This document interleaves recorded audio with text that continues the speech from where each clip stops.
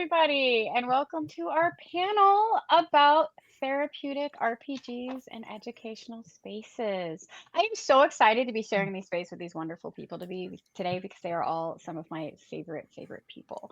So I'm going to tell you just a little bit about myself. I'm the director of marketing here at Paizo, and before that, I have a few decades of experience in RPGs and running around the industry for a lot of companies, including making my own books which were often used for educational spaces to help with people to, gain better social toolboxes in cases of ADHD or autism and things like that. And I did a great deal of circuit travel around the spaces at various conventions, from Gen Con to PAX Unplugged, talking on panels with some of these wonderful folks, even at times, about how wonderful RPGs can be at helping individuals sort of learn while having fun. The gamification of education spaces is huge and very important to me. It's meant a lot to my children and to a lot of the other children I've worked through.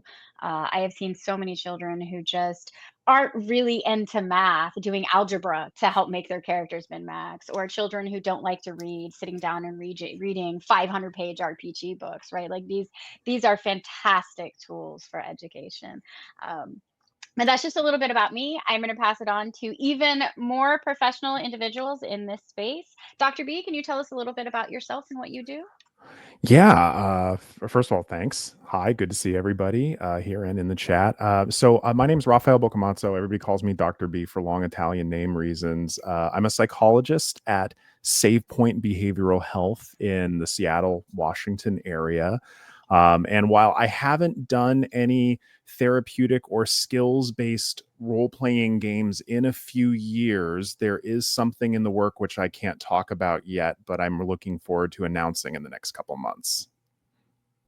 Ooh, I can't wait to hear more about it later. How about you, Megan? What is Dr. Megan up to lately?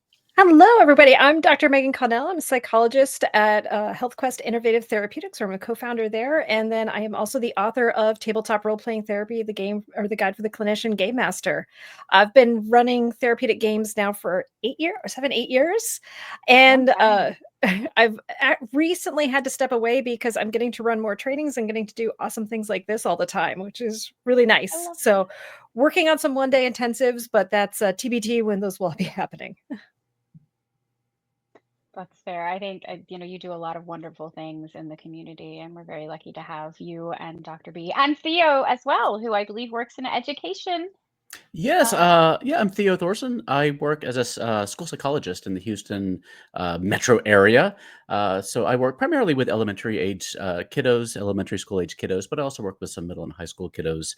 Generally working to determine who needs special education services and developing their plans. And I'm also kind of tangentially in the TTRPG side of things. We started the Gallant Goblin a couple of years ago, where we were reviewing and starting to create our own TTRPG products for Pathfinder D&D and all sorts of stuff. And we have been kind of merging those two sides of my life and to try to create some adventures and products that can kind of help with mental health education for all ages. And so, yeah, that's how I found myself here. I appreciate you having me, BJ. It's nice to meet y'all. That is fantastic. I don't know why we have never done something all four of us together, because we really should. I know at one time Megan and I talked about doing some things for Playground Adventures, which is the company that I do stuff for. And we don't work as much publicly as we used to. We're a little bit more behind the scenes and working directly with people these days because I'm just super busy. But we should really just get together and write a fun adventure sometime just to put out there and be like, here's a thing we did. Yeah, I think we should do that.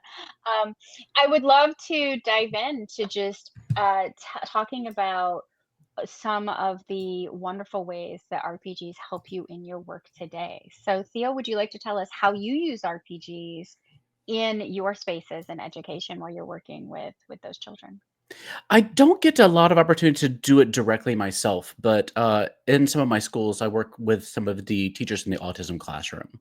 And one thing that we've been trying to incorporate into some, especially as I get a little bit older, 10, 11, 12 years old, we've been using a lot of TTRPGs in order to help teach some skills that some of our kiddos with autism need a little practice with.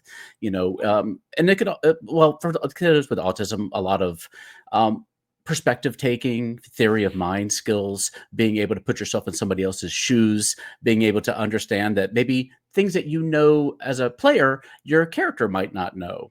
And vice versa, and how to kind of differentiate yourself from other people. The kind of basic skills like that, up into like working with a team and setting goals, and figuring out how to set goals that are achievable, that you can do in a reasonable amount of time. And we can do those for kiddos like with ADHD has been really helpful. It's just setting small, regimented goals that you can work towards and accomplish, small bits of work that you can, move forward with. And so we've been doing work like that with some of our kiddos in our classrooms, and it's, it's a lot of fun for a lot of the kiddos to kind of, it feels like they're not doing work. They're just playing games and having a good time and using their imagination.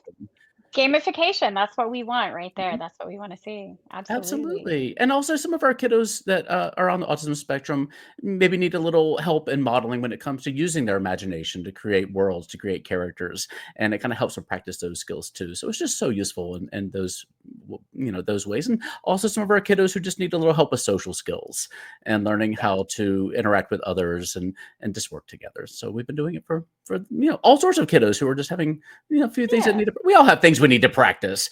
And exactly. So, and it's, it works for adults too. So my area of expertise is pretty much that. It's working with children who need to boost their social toolboxes and add some tools in there that they maybe don't have. Having them at the table, whether I'm working with youth groups or my own children or scouts or whatever, and being able to help some of those children who are like really shy, as an example. I find that RPGs really help them come out of their shell in a way where they can pretend to be someone that they're not. And also it helps them find a little bit of who they are along the way. And I think that gamifying certain behaviors and the rewards for good behavior versus bad behavior can be really helpful as well. I'll let Dr. Megan dive a little bit more into that, who is definitely more of an expert in this field than I am. Yeah, well, and one thing to kind of tag on to what Theo was saying there is that we have some recent data in not just tabletop gaming, but board gaming as well. About 1% of the general population plays board games, but for those with autism, it's 7%. So it's a huge increase. And one of the things that we're thinking is likely there is that having that the rules and the structure, it decreases the social anxiety enough that you can actually show up as you are. I think for a lot of folks with autism, the anxiety of, am I speaking the right way? Am I talking too loud? Am I saying the right things? Am I making eye contact enough? It creates so much internal anxiety and frustration that it's really hard to genuinely connect. And so when we have this thing where it's like, these are the rules for this social encounter that we're going to have for the next 90 minutes or whatever, it really helps people come out of their shells and be themselves in this really beautiful way. Would you kindly refrain from sharing my inner monologue? I mean, I'm like called out. I don't know, Megan. That was. I do find you're right though. It is so rewarding to see like the autistic people at my table when I give them rules for social encounters, and they're like, I've got this. There's rules for it now, and they're excited and they're doing it and they're just winning and they're making friends with the new kids that come in, and it just makes me so happy. It really just makes my heart deeply happy to see that. Dr. B, can you tell us a little bit about how you've experienced these things or what you've used them for? I mean, professionally or personally, now that I've outed my internal monologue. Well, it's, I started doing this over, a decade ago. And it's actually how, Dr. Connell and I met. And it came out of self-discovery. And, when I am autistic and people missed it for decades. I'm ADHD and they missed that for decades, despite me saying things. I think everybody here might be on the spectrum somewhere. Yeah. Yeah. Well, and it just as Dr. Connell said, it was basically, it gave me a safe framework in which to practice certain things that aspirationally I wanted to be. All of my characters were socially aware. They were charismatic. They were charming. And this gave me, within a well-defined context of rules and a game framework, the ability to try things out. And it wasn't for like 6 years that I realized, oh, wait a minute, if I can, those charming, funny social things had to come from someplace. It wasn't my character. That had to come from me. Maybe I can do this IRL. and it gave me the confidence to try. And so I absolutely had this brilliant idea that nobody ever had before, of using role playing in therapy. It's definitely not been used for like 150 years. I was the first.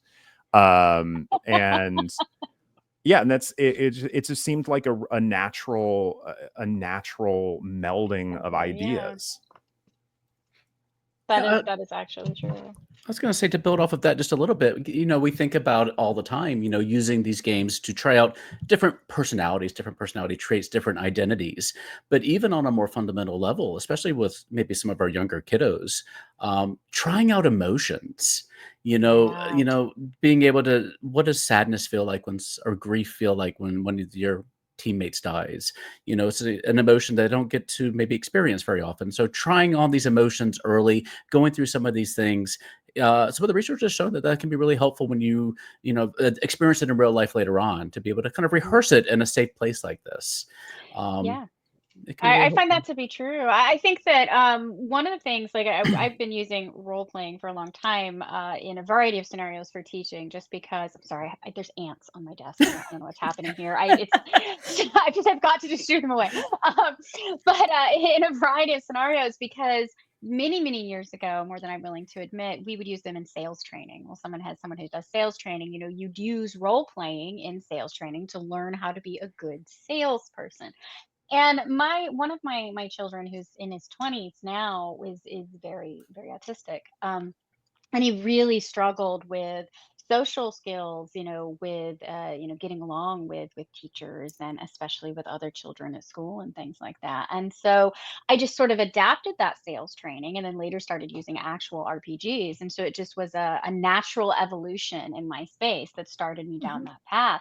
And it's amazing, because not only did I watch him grow from that and learn from that, but at one point, the school literally told me I had done him a disservice, because I had taught him so well how to behave that they couldn't prove he was autistic anymore. And of course, that wasn't true, because he had a therapist who could certainly prove that, and we had to do the paperwork. But he eventually went on to high school without being in special classes. He was mainstreamed. He did very well. He got A's and B's on the honor roll, started a job at a theme park where he was a lifeguard, and was paid, bought his own PS. I mean, like, it's wonderful. Today, he's an iron worker who's, in the process of paying off his first very expensive vehicle. I couldn't be more proud.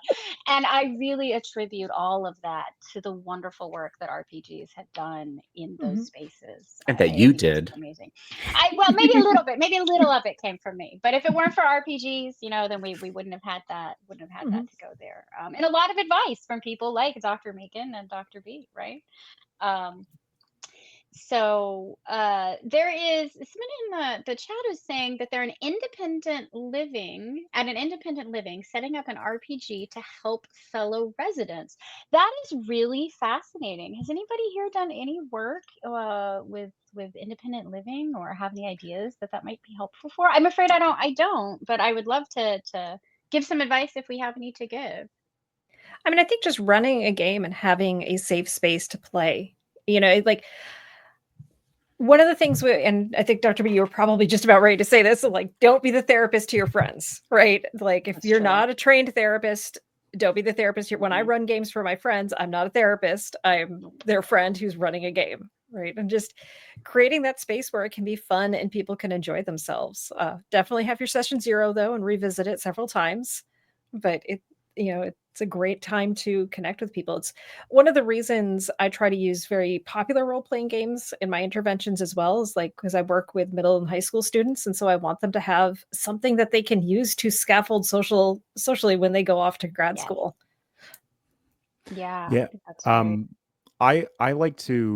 I like to get really pedantic with it's autism brain. I'm not going to deny it. I love making sure everybody's on the same page with word meanings, and the word help gets real tricky real fast, because there are That's so fair. many different ways to help. And so what I typically tell people is define what help means and stick within the role that's appropriate for you, because Mhm. um just playing a game, connectedness and belonging is one of the most preventative and positive psychological factors there exist. The research is just legion in terms of how helpful connectedness and belonging are. And so even if you're not going in with the intention of trying to therapize your friends, which I really hope you're never trying to go in and therapize your friends, it's just a bad time.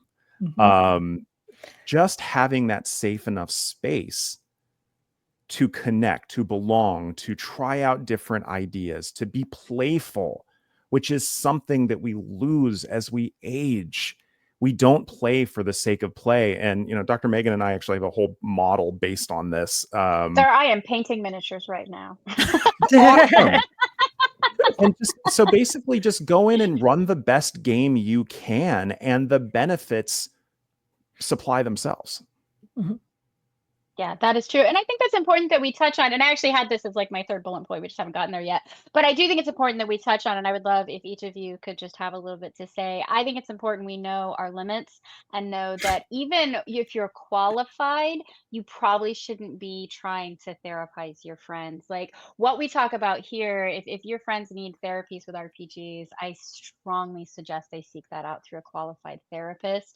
If you want to work with your children, that is of course your business, but do make sure you're doing it with, again, the aid of a therapist. It's a little bit different from what I do, because I teach like groups of children and we're just kind of learning social toolboxes and stuff. But when you're talking about like maybe in these assisted living spaces or independent living spaces, or you're talking about groups of adult, make sure that you're, having, like Megan said, your session zeros. Make sure that consent is key there, that you all go into it either knowing what you're doing and having agreed on what you're doing, because you can do a lot of damage just from a good place, right? Like coming from a good place. And you have to be very careful with that. And I would love if the three of you could give us some good tips or advice on that, or have, anything you'd like to say on that subject. I'm happy to hear it. Dr. B. Yeah, no, absolutely. I'm asking questions in therapy. That's the easy part. Okay. Anybody can ask really obnoxious, deep questions. Okay. It's fair. The tricky part of therapy is being able to ask these questions in a way that contains it all within a certain framework and allows people to effectively pick up the toy box afterwards. And there is overt consent to the therapeutic process. I'm sure Dr. Megan's had the same questions I've gotten, because we've been on a lot of the same panels. How do I help my friend with their trauma using RPGs? You freaking don't overtly, okay? Because it's, especially if you're going in there from a top-down, heavy-handed, I want to be a superhero perspective, your friend didn't consent to it, and neither did everybody else at the table. And if you simply ask the questions without the consent, without the license, without the framework, without all of this training, you may not know how to put things back together again. And you run the risk of re-traumatizing not only your friend, but potentially other people at the table, because you don't know what they're working with either. And so this is why I just say, run a good game. There are benefits to running a good game. And TTRPGs are not therapy. Therapy is therapy. And then nerds like Dr. Megan and I have figured out how to break the games to deliver the therapy. Yeah. And I think that's important to know, because like what I do, and I think in some ways too, part of what Theo probably does is just, working with kids, and we're just having fun, right? And we're just gamifying education. And so that's a little bit easier for everybody to do, but it's really important that we know that when you're, tackling those heavy subjects and things, that you're really being careful and make sure you're doing that with your professionals. We certainly don't want anyone to be injured in those spaces. Theo, do you have anything to add into that? Sure. I do mostly work with kiddos, and Dr. B is right. Like what these games can do, like, somebody said, how do I help my friends using these games? It's like you provide a good game and an escape from the real world for a little while, and some companionship with some friends, and just some time to feel like you belong, some time to feel like you're part of a little community or a family. And one thing I wanted to do while I was here is to get a little tip out there that's worked for me, because one of the issues that I've come across, especially working with younger folks or people who might be a little shy, is getting those connections between people built at the beginning of a campaign. It can be a little bit awkward, especially if not everybody at the table really knows each other. And one little tip that I have stolen from another game that has worked really well for me that I wanted to share.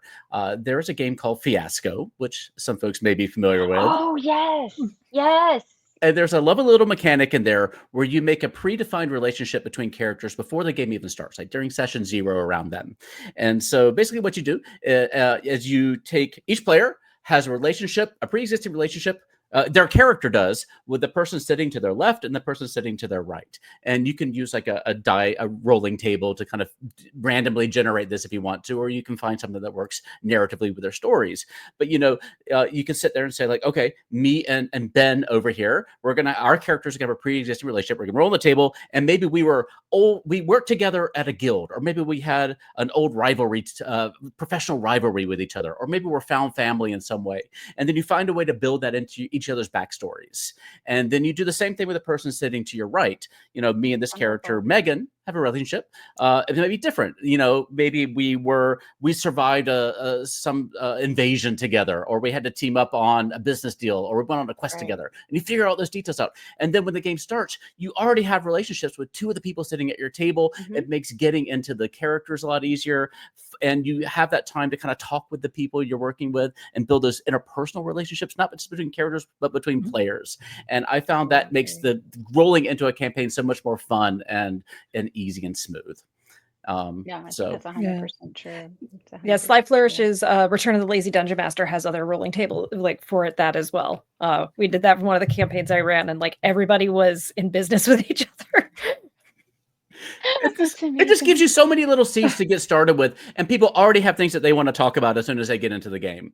And I just love it. Well, and it gives, I do the exact same thing with all of my campaigns. I use the Fiasco concept, and it as the forever DM, it gives me so many ideas that I would have never thought of otherwise, because here are, my 4, 5, 6 players coming up with all these connections amongst themselves. And I'm going, you have a secret, do you? Oh, and 3 of you have 2 different secrets among you. Oh, this is fun. Exactly. That's a great time. I think it's wonderful when you're working with children too, because especially certain groups of children can have like difficulty with defiance disorders and things like that getting along. So just starting them out as, hey, you're in a group of friends, you're already together, you're already like this, and it really, because they're like, oh, well, these are the rules. So that really brings them into that already getting along sort of space. I have a question here. It says, what games or systems do you recommend for people who want to explore intense emotions like grief, loss, or etc., but in a cathartic way? I don't have any advice for this one. Doctors?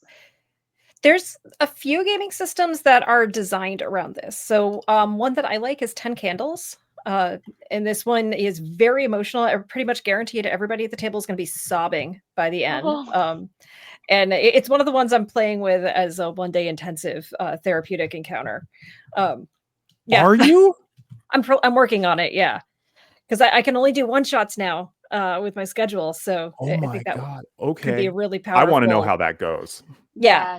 I'll let you know. definitely. I'm working on it. It's a work in progress. But there's several different campaign settings specifically to process like death and dying and to talk about that. The system Inc. is one of them. God, I have the book behind me, but I'm not going to be cheesy and go look at it. Is the author of the Red Opera, Rick something, has written another one where you're in the afterlife and you're playing through that. I bought it. I had a great talk with him at Gamehole Con. I bought all his books. They're amazing. Hines. It's Rick Hines. Rick Hines, yeah. We work with him on that one. Yes. Yeah. I couldn't remember his name to save my life. Good. I'm off the hook. You're not alone. We're not alone. Rick, we're sorry. We love you, Rick. It's a really good, and talking kind of those deep ideas of like, what does it mean to die? What does it mean to let go of yourself and to move on?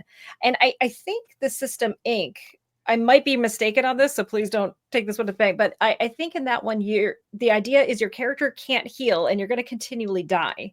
But each time you die and come back to full hit points, you have to give up a memory of your life because you're in purgatory. Interesting. Oh, God. Yeah. And when Okay. you have no more memories to give up, that's when you fully leave the campaign.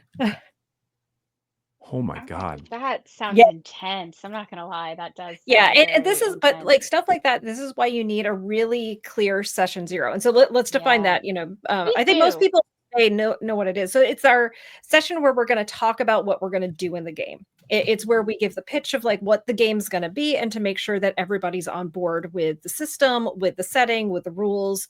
We start making our lines and veils, talk about our different communication devices that we're gonna use at the table for folks to communicate if they're feeling uncomfortable or not loving one of the topics that's brought up. And the idea with session 02 is that you check in every now and then. Like my weekly group, we debrief at the end of every group or at the Yes. end of every session now, where we're like, okay, how was that for everybody? How's everyone feeling about this and Mhm. that?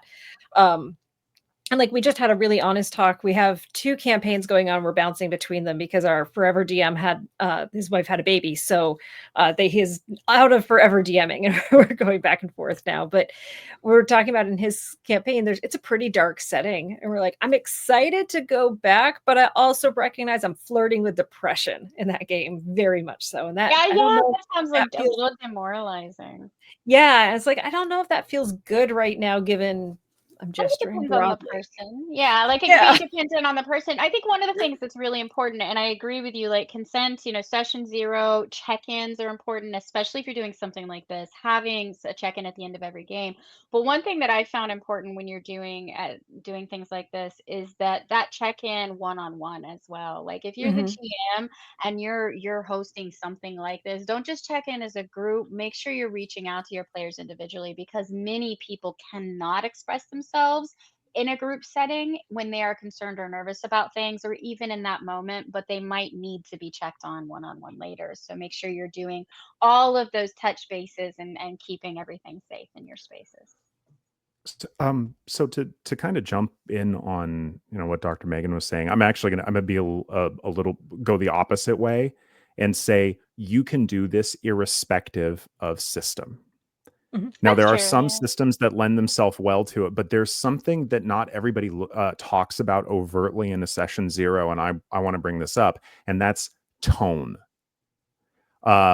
Because even if you bring in a really serious setting, if there's 1 or 2 people who aren't committed to a serious tone, who want to turn it into Mel Brooks or Monty Python, then the premise is kind of spoiled. And Hmm. so you want to That's make true. sure that when you have that session 0, you talk about tone. Or do you have one player whose goals are just to have wacky fun? And there's nothing wrong with any of these goals, by the way. There's nothing wrong with any of these tones. It's just, what do people want? Now, if everybody else at the table wants serious, character-driven stories where the funny moments come from buying into the premise, as opposed to just being wacky and doing bits, and one person wants the opposite, that's going to spoil it for everybody. Because in order to do these hard-hitting, deeply emotional campaigns, everybody has to be committed to the tone. That's true. That's true. Mhm. Yeah, and it can be really, I would say disrespectful even if you are exploring a topic of grief or loss and you've all committed to that and somebody's in there with jokes. And admittedly, a lot of people process grief with jokes. So having that conversation, I would imagine is very important. Well, and I would say I would say it's not just disrespectful to the people who are solemn about it. It's disrespectful to everybody because as you say, maybe one person does process grief with jokes, Hmm. and if we're not on the same page, then it's just a bad time for everybody. Mhm. And if you haven't figured it I out by now, agree. I'm all about having a good time, Yeah. whatever good means for your particular campaign. Yep. And to That's build off of exactly that true. just a little bit too, sometimes it can be hard to find, depending on where you're living and what's going on, hard to find a group that wants the same thing out of a game that you want. But back to the kind of the original question about games that might help you, go through process certain emotions. There's a lot of solo games out there too that you can go Oh, through that'll work with those. I'm trying to think of. I think did somebody mention? I think there's one called like 1,000-Year-Old Vampire. I think maybe somebody mentioned that earlier. I don't know much about it, but I have heard about. I think it's like an old not heard of vampire that who's one. who's dealing with memories that they are slowly forgetting through immortality and working through that process. I can't vouch for it. I've just heard about it off of somebody else, but there's quite a few out there you can kind of go and look up.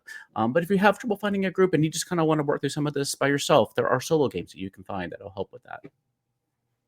The solo but not alone bundle that happened last year and this year for my former nonprofit org, Take This, it is loaded up with solo. I mean, the whole thing is solo games. That's great. Wonderful.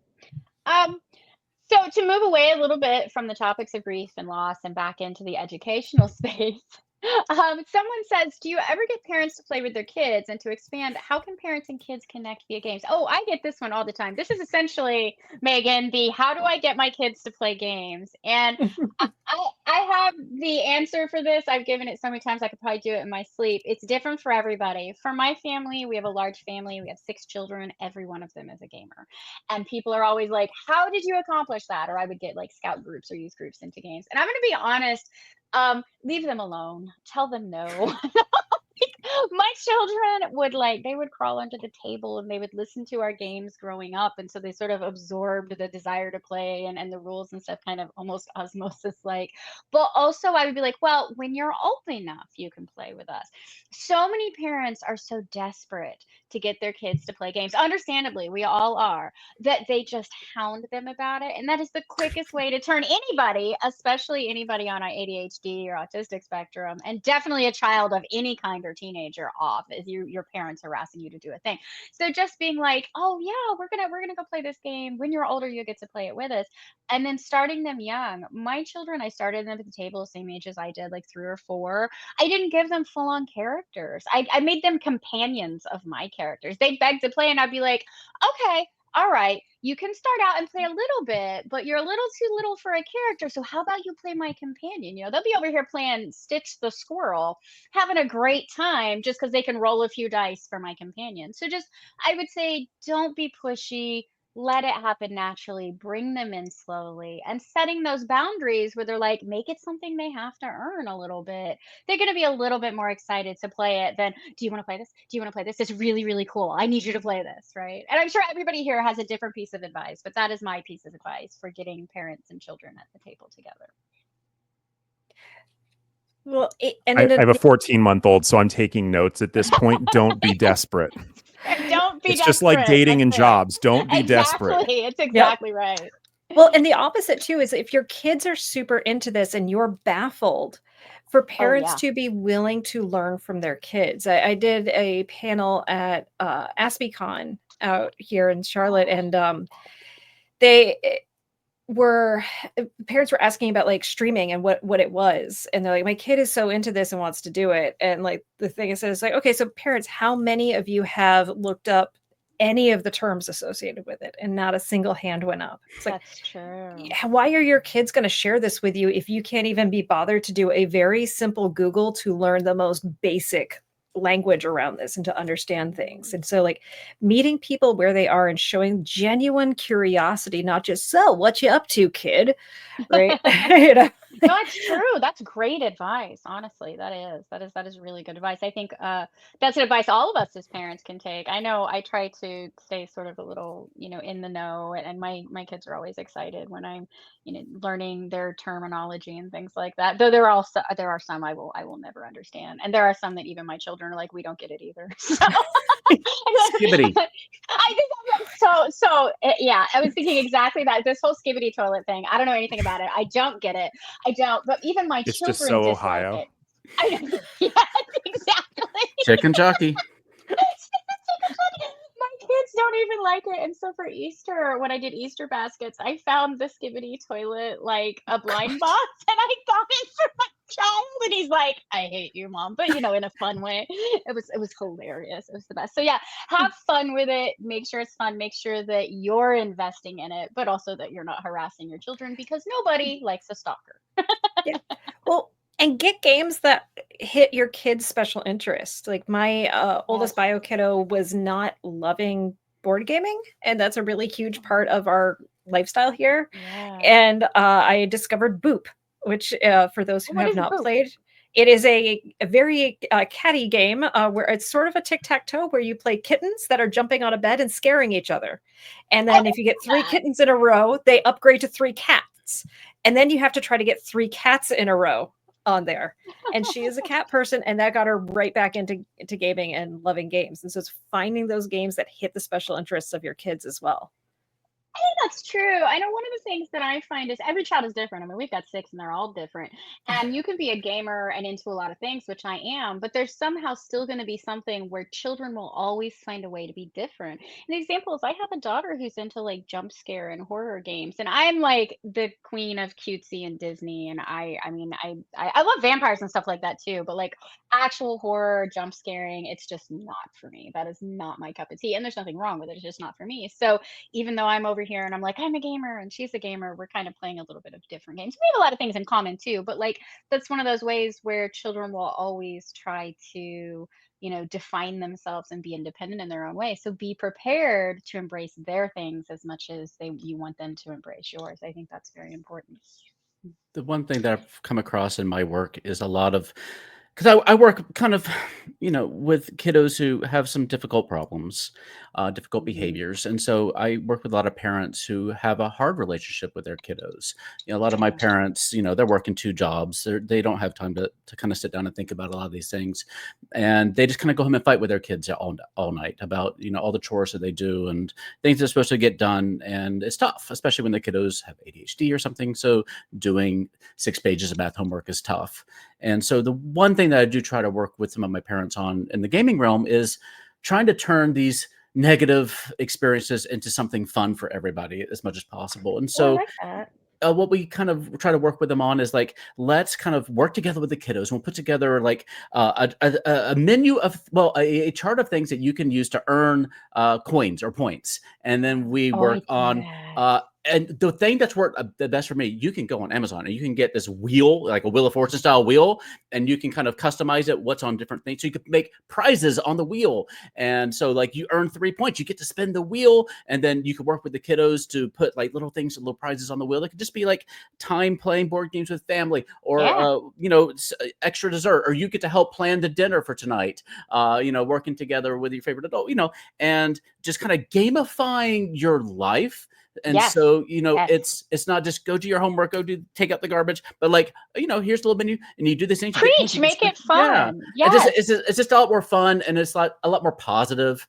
And, Mhm. it doesn't always work. It's not a magic bullet, but it certainly can sometimes turn around some of these negative relationships and just kind of make it a little bit more fun for everybody involved. And the kiddos get to be involved in designing the whole thing. And I don't know, I just found No, some it's success with fun. that. Yeah, to Mhm. play on that, I mean, honestly, it is very successful. All of my children had a chore chart like that growing up when they were, 20 years ago when they were little bitty. I made everything into a game, and I went, and this was before you could buy these things I have off Amazon, y'all. Like I went and I got poster board from the local craft store and markers and paint.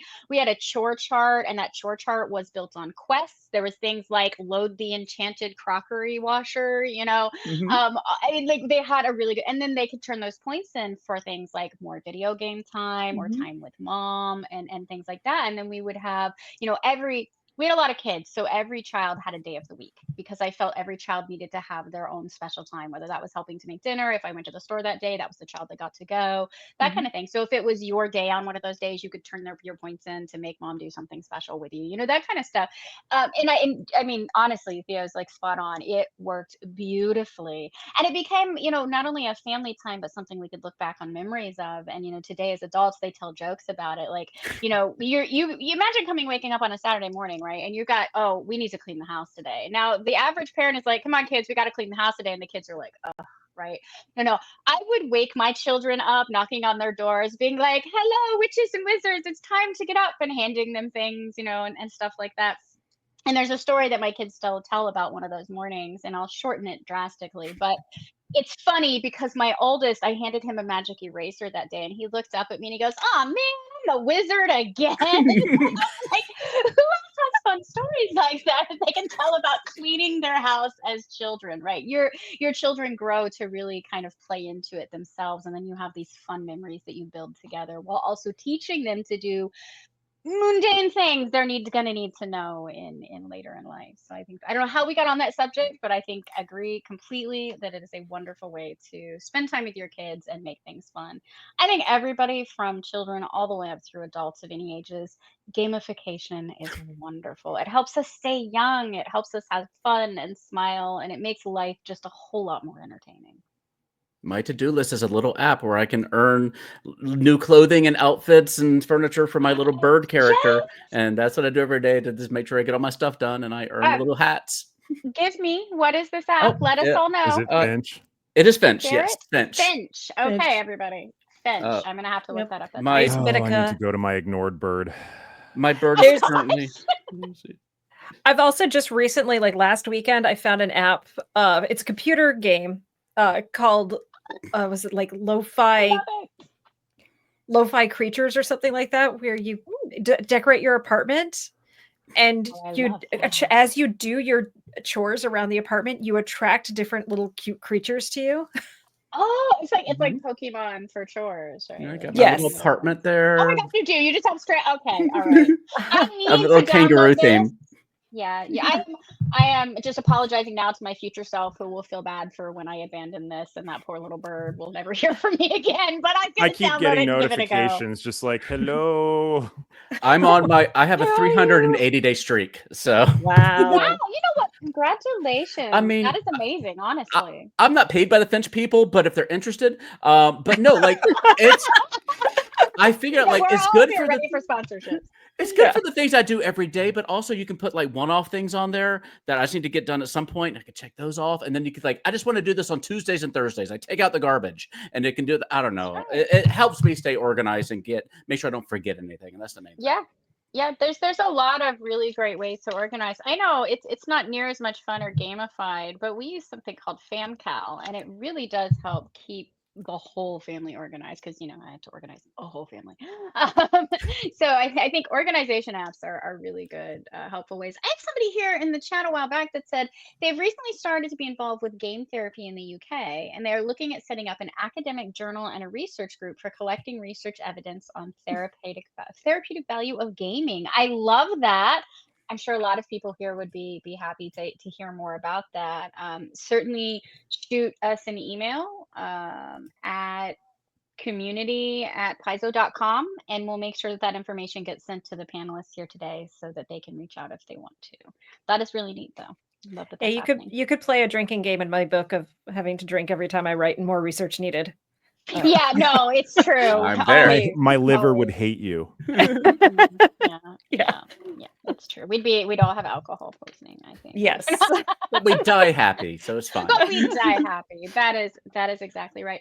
So I think we're potentially almost to time here. Let me see. Or maybe not. We've gone 45 minutes. I'm not sure what the time Let's limit just is. 15 minutes of dead air.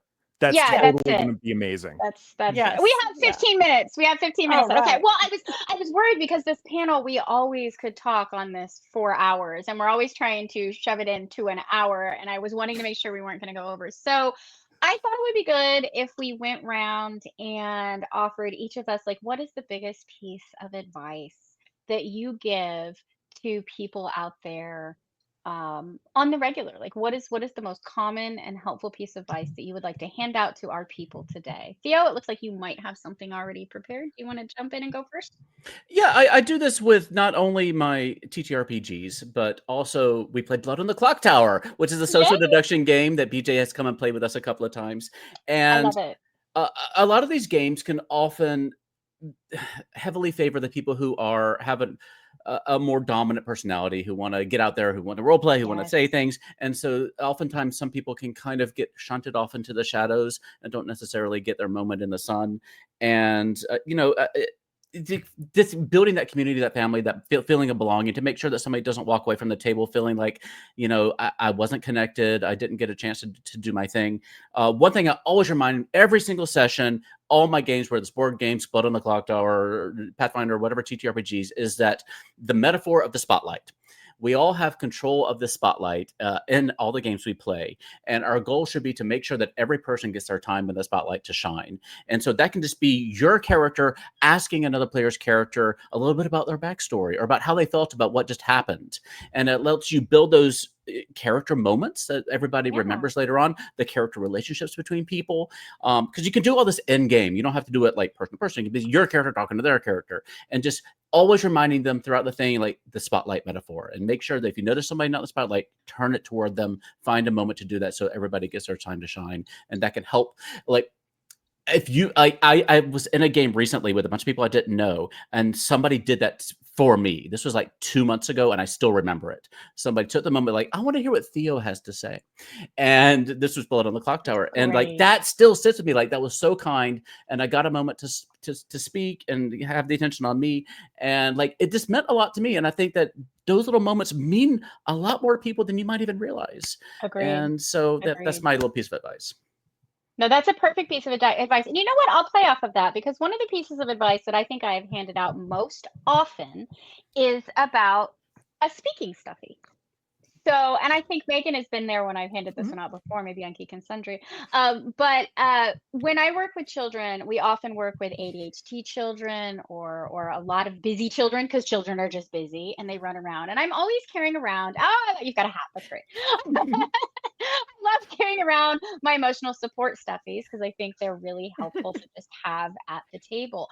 But using one as a speaking stuffy gives everybody the opportunity to have their time in the spotlight. When you have a bunch of children and you have some of them are more dominant and some of them might be shy, they don't get to speak out the way they might normally want to. And especially when you're taking turns in a game, you've always got that one child who's super excited to help. And they're like, oh, I know what your character can do. You should do this, right? I am that human, right? So I have spent an entire life stopping myself from doing that. But it's really hard when you're little. So I institute the speaking stuffy. And when we're going around the table, especially in combat, and we're deciding what we're doing, whose turn it is, whoever's turn it is gets this stuffy. And everybody else has to be quiet to give them their time in the spotlight. And if they have questions, of course, there's a question, and the GM, the person in charge, can answer those questions. And every now and again, a child might raise their hand that doesn't have the stuffy, and then of course you can call on them. But it really brings some organization and peace to the table that otherwise may not be there in a chaotic space. And so that's my piece of advice to you. Emotional support stuffies as a talking feature can be really helpful when organizing very busy spaces of people. And frankly, you can use it for adults too. I've done it. How about you, Dr. B? Do you have some advice for us? Does it include your hat? Which one? So many. That's fair. But no, the advice I've been giving out a lot lately has been, if you are playing in a game that has a GM or whatever proprietary term the person who is quote unquote in charge of the game has, the outcome of the game, the tone of the game, how well that game runs should not be on their shoulders. Players set the tone as well. Players modulate. Players have a responsibility to the game as well. And figure out what that is for yourself, but figure out how you, in whatever role you have, support the game and everybody having a good time. I think that's great advice, honestly, because I think a lot of time we come to the table, or you go to the table and you're like, yeah, the GM's job is to make sure everybody has fun, and you're there very focused on yourself. And so I think to play into Theo's part too and yours is, let's think a little bit about our fellow player and remember that it's not just the GM's job. We're all there at the table to ensure we're all having a good time and working together as a team. Yeah, I like to think of a functional table, a functional TTRPG, at least the ones that have that hierarchical structure of, GM, storyteller, whatever. It's like a really functional movie set. The players are the actors, and the actors have a responsibility. They need to do their part. And if somebody just shows up and rolls in there like a diva, well, that's a problem too. There has to be mutual trust on set, because the director has a lot of things to do, because the GM is the director, the lead writer, the producer, the executives, the lawyer, all of these things. all of the background actors.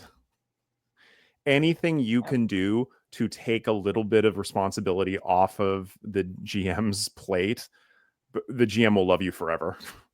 Yeah, no, that's 100% accurate. It is. It is. That is very good. Dr. Megan, how about you? What advice do you have for us today? My advice is stupidly simple. Play. Oh, that's great. Yes, I need to do more of that. That's the best advice given today. Too many of us don't. We don't take time to play. We let ourselves burn out. And then, like, for those of us who have turned our play into career, still play. No. Find time. When? Right?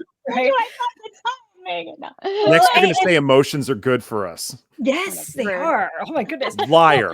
But like, finding that time to be delighted and to enjoy. We've got another couple that we do board game night with every other week, and one weekend we played Kobolds Ate My Baby, which if you haven't played that one, it's what? Kobolds Ate My Baby. I can't play that anymore. Oh, the Kobolds. I think we should give a call out to Theo's Kobolds. I love these. Theo, give us your link. They have like Build-A-Bear style dressable kobolds with accessories, and it's amazing. Amazing. Like there's a wizard. Oh my gosh. They're at heroplush.com and heroplush.com. Oh my God. Get them. When you get there, my very favorite one of these has a companion that's like a tiny little hedgehog. It's amazing. You have to go. That right there is my favorite accessory for the kobold. Pickles. Keep an eye out. We will eventually have those on Paizo.com as well. Yay. There we go. No, play is great. That is great. But kobolds ate your baby. Kobolds Ate My Baby. Yes. How dare they?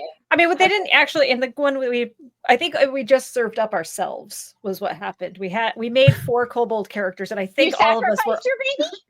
We sacrificed ourselves because in the rule book of Kobolds Ate My Baby, there is one true rule, which is kobolds are always hungry, and it is well known that kobolds are delicious. And so, well, naturally. Yep. I'm gonna have to look up this game now. Kobolds Ate My Baby. Incredibly ridiculous, but It's so ridiculous. There is something just so amazing when amazing. you can play and you just have, to go back to like that question about like what are systems to, have catharsis and to games where you're laughing your butt off. That's true. Laughter is amazing medicine. Oh my God. I put kobolds into Google and the first thing that came up was Kobolds Ate My Baby. No, I mean not seriously. From I think 7th level games. Ninth level. They're ninth level. They've leveled Ninth up level. since last They year. leveled up a Underselling them by couple 2 times. levels. Yep. I was hoping you were going to say my kobold showed up. My baby. There we go. Yeah. It kind of matches the cobalt you just had, actually, color-wise. Yeah, we'll reach out to them with our lawyers. No. Yeah. Maybe reach out to them for a collab. There you go. Yes, there you go. Yeah. But just have fun. Be willing to be silly. In the training that Dr. B and I created back in 2019. I know. I just saw that. Yeah. Nice. Yeah. 6 years ago, man. It's been 6 years since we were on panels at PAX U together, too. 6 or 7? Yeah. 7 almost. 7. Oh, yeah. Oh, that's just rude. How dare you, time? Time. What are you? What is this? But we talked about that. If you're not willing to play, it's not going to work. I've talked to, fortunately, not too many therapists, but a few who are like, oh, I couldn't do that. I couldn't do goofy voices in front of my clients. It's like, well, cool. You can't use this. This is not going to be for you. Yeah. If you can't be Grungar, who is very tough and really likes cupcakes, it's not going to work. You got to be willing to take that risk so that other people feel safe to take the risk with you. So go play. Have fun. No, I agree. I love making little voices. Although all my little voices are kind of high pitched, so I can't do quite as I mean, I'm a little jealous that you can do that. Right. Yeah. I can do what you do for a couple seconds and then I just cough a lot. So Let's hear your Gringar, BJ. Sound like Patrick Warburton. Well, I did the mistake of I created a campaign setting where there is a recurring NPC who's not exactly the quest giver. He's just kind of there, but his voice is high pitched and squeaky. And I always, and this is setting I use at conventions. And I'm like, I am going to lose my voice. So when my kids were little, their favorite was like this NPC character that was very a la Hank the cow dog, which is, a very like country, dog, type thing. We're all just over here out on the farm doing our thing. It's hilarious. They loved that. I spent so many hours doing Hank the cow dog. It was a lot of fun. I definitely appreciate that. I do want to jump in before we leave. We've just got a few minutes left here, but somebody asked an interesting question. Cook Waffles wants to know, does anyone know of RPGs for elders? And I know from my perspective, I think all RPGs are for elders. I have an elderly mother-in-law who plays RPGs with us, and I think that any RPG you play, anything that you do for any other new beginner, you can do with elders. They're older than you. That doesn't mean that they've lost their intellectual capacity. But if you're just looking for something to start out, when I start new people, whether they're children or elders or not, a lot of times that session zero where you have put everything that's really important onto a cue card can be really helpful. Just have a cue card that's like, these are the couple things you need to learn now, and just start slow. I highly, highly recommend the Pathfinder beginner box for a starting point for a game with elders. It's a beginner box for a reason. It's got everything you need in it to really start play and keep it simple enough that they're going to be able to understand it and jump in really fast. I think that a lot of times people try to jump in and teach like their parents or their grandparents these sort of complicated, crunchy things, when if you just go back to the beginning of whatever RPG you're playing, you probably already have the tools to get that started. But that's how I do it. I'm Mhm. sure that the three of you have different advice that you can give on that subject as well. Maybe not. I Well, think the go. real quick, the only thing I might say is like for people who are brand new to RPGs, especially adults who maybe don't necessarily want to jump into a whole system or something, find one of those one-page one-shots. Yes. Like was it Trash Bandits and or Honey no, Heist? yeah, Honey Heist, Honey and then Heist. he has another one where you're playing raccoons that do drag racing. Oh, I'm so into this. Yeah. That's what? I've seen Like that. where?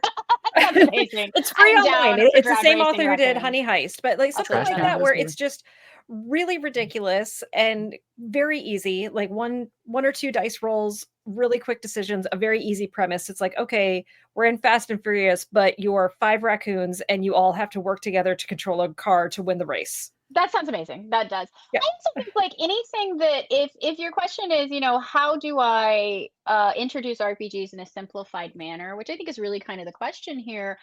You can play something like Hero Kids with the elderly. You could go get Shanna's or Monty Cook Games No Thank You Evil. And honestly, I'm a grown person and No Thank You Evil is a great time. I mean, it's so much fun. I think that those are some systems I think that would do really well that, and again, just the beginner box for Pathfinder Yeah. is great. Anything you just basically, if you're teaching people for the first time, I don't care what their age is, don't be a rules lawyer. Okay. Do not apply every rule. Don't make it the most complicated thing possible. Tone it down. I love the idea of the Paizo beginner box. I now need to go own one. I want to see how they scaffolded it, how they simplified it. Because that's the beginner sets are amazing for that. Yes, At least they're supposed to be. Most of them are. No, I think ours is. Most of them are, and I think ours is.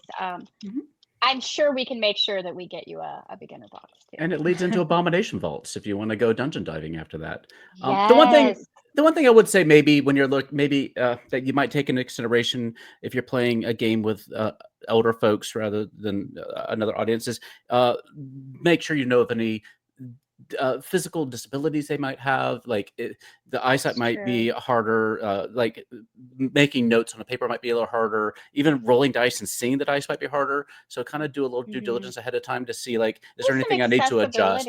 Yeah, like maybe you have to make your font a little bigger on the character sheet, something simple. Maybe you get slightly larger dice than regular dice. Just little things to think about before you walk in. That might be the only thing I would add.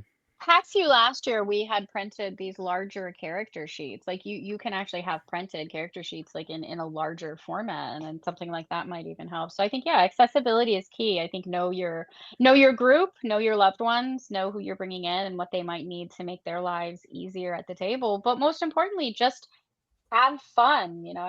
I'm a huge subscriber to the yes and theory, which I know We could probably take another session on talking about, so we won't today because it looks like our time is pretty much up. But I have really loved spending time with my friends again today. I've enjoyed every minute of it and talking about something that I am truly passionate about. So thank you so much, each of you, for joining us today at PaizoCon, and we hope to see you again in the future. Let's do better at texting each other. So, much love, everybody. Thank you for joining us on the show today. Have a wonderful rest of your weekend.